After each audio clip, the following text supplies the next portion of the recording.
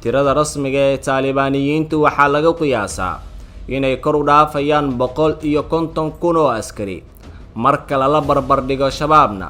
qiyaastii waxaa xogaha sirdoon ee Soomaaliya tilmaamaan in 5,000 ilaa 10,000 oo askari ay u dhaxeeyaan hogaamiyaashoodana ay ku jirto. Assalaamu calaykum daawade. muuqaalkani waxaa ku jira xogo badan. waxaan kaga hadli doonaa isbarbardhigga shabaab iyo Taliban, Afghanistan iyo dowladda Soomaaliya. waxa ka dhacay Kaabul miyay ka dhici kartaa Muqdisho? maxaase dhici kara awoodaha labada ciidan ay helaan taageeridooda?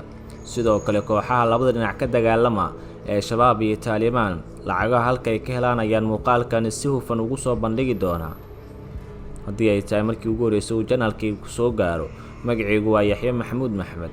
bartan waa xogta qarsoon. waxaan kaa codsanayaa inaad ugu soo biirto.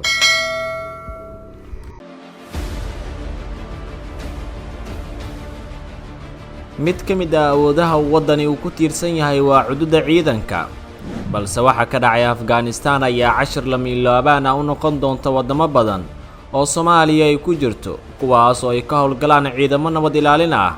Afghanistan ayaa awoodii tababar ciidan waxay ka heli jirtay quwada dunida aad loogu cabsado sida Mareykanka iyo wadamada NATO ku midaysan.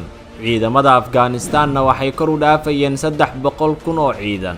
waxaa laga qiyaasaa in ciidamada cirka Afghanistan ay leeyihiin 211 diyaaradood oo isugu jira kuwa dagaalka ee gantaalada xambaara, diyaaradaha qumaatiga u kaca iyo kuwa qaada ciidamada. ciidamada cirka ee Afghanistan ayaa door muhiim ah ka ciyaari kara dagaalada, balse waxay si joogto ah ula dhacayeen sanadihii dambe daryeelka 211 diyaaradood oo howlwadeenadooduba ay dhibaatadu kaga sii dartay marka ay Taliban si bareer ah u beegsadeen duuliyaasha ciidamada cirka. sidoo kalena guulo wax ku ool ah taliyaasha diyaaradaha kama aanay soo hoyin dagaalka dhanka cirka. dhinaca dhulka, ciidamada ammaanka ee Afghanistan waxay ka badan yihiin 300,000 oo ciidan, kuwaas oo inta diiwaanka ku jirta. ciidamadaas waxay isugu jiraan militariga Afghanistan, ciidamada cirka iyo booliskaba. waxay leeyihiin taangiyada dagaalka ee culus ee loo yaqaan nooca MBTS, taangiyada fudfudud iyo qalabka taangiyada burburiya, gawaarida gaashaaman oo ay ku jiraan noocyada loo yaqaan ABCS, AFVS iyo MRABS, madaafiic, hoobiyaal iyo gantaalo intaba ay haystaan ciidamada Afghanistan, balse ay awoodi kari waayeen inay iska caabiyaan Taliban oo intaas aan haysan. walow waddanka Afghanistan uu yahay dal aan bad lahayn, haddana dowladda Afghanistan waxay leedahay doonyo maraakiib ay ku jiraan kuwa saadka u qaada ciidamada badda, kuwaas oo aan la soo bandhigin.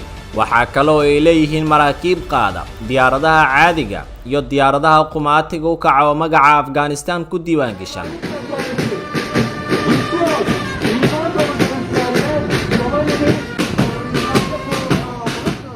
Soomaaliya marka loo fiiriyo Afghanistan waxaa taageera Mareykanka, UK iyo Turkiga oo xero military oo aad u weyn ku leh bannaanka caasimadda Muqdisho.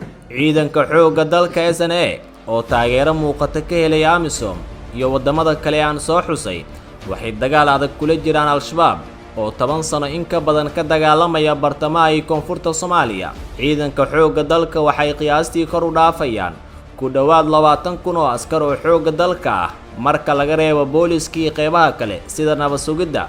militariga oo ah quwadda waddan kasta loogu cabsado, xilligan SNA ma lahan awood muuqata oo ay lahaayeen barisamaadkii, balse Al-Shabaab ayaa laga cabsi qabaa inay wiiqaan awoodda ciidanka haddii la waayo taageerida ka imaanaysa beesha caalamka. Soomaaliya iyo Afghanistan waxay ku kala duwan yihiin xagga tirada, cududa iyo qalabka ay haystaan ciidamada labada dal. waxaase xusid mudan in Afghanistan oo helaysa taageero dhan kasta ah lagu daray ciidamo kor u dhaafaya 300,000 oo ciidan, hub xoogan iyo diyaarado dagaal muddo kooban loogu qabsaday caasimadda. Soomaaliya walwalka laga qabo intaasi oo kale ay ka dhacdo waa mid jiri karta maadaama aysan lahayn cudud la mid ah tan Afghanistan. haddana labada urur waxaa loo aqoonsan yahay ururo duulaan ku ah dowladda. SNA ama ciidanka xoogga dalka ma lahan xilligan awood ciidan oo xagga cirka ah marka laga reebo taageeridda xagga cirka ee ciidanka Mareykanka. sidoo kale xoogga dalka ma lahan gaadiid dagaal marka loo eego Afghanistan. sidoo kalena lama barbar dhigi karo kuwa ay adeegsadaan AMISOM ama Mareykanka. xitaa afghanistan oo intaas adeegsanaysa waa ay awoodi weysay inay iska caawiso urur hubaysan.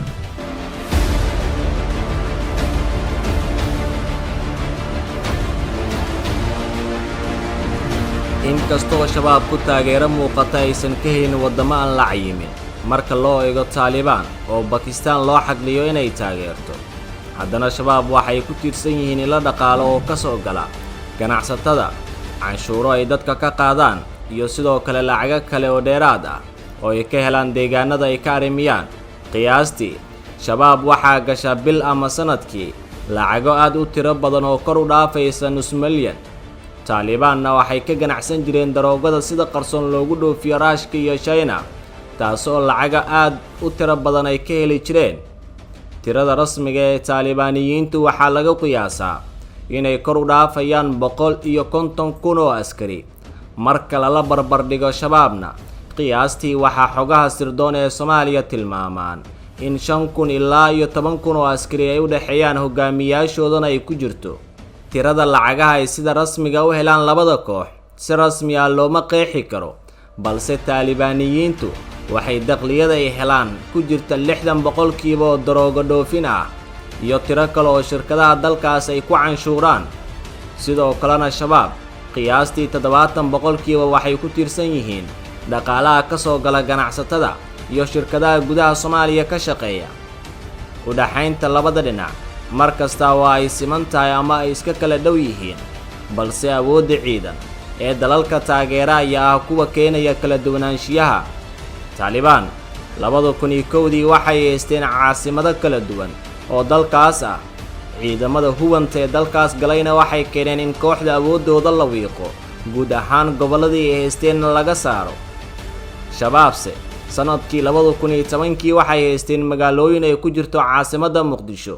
maantase wax ka yar 2 ilaa 3 gobol ayay ku xoogan yihiin. siyaasad la'aanta ciidamada xoogga dalka waa ay wiiqi doontaa awoodda marka shisheeyuhu dalku ka baxo. su'aasha taagnaan doonta waxay tahay, Soomaaliya cashir ma ka baran doontaa waxa ka dhacay Afghanistan, mise siyaasad la'aanta ciidamada qalabka sida ayaa maalin un keeni doonta in AMISOM ay baxaan, siyaasiyiintuna aysan ka harin, halka shabaabkuna ay awooddooda soo laba kaclayso.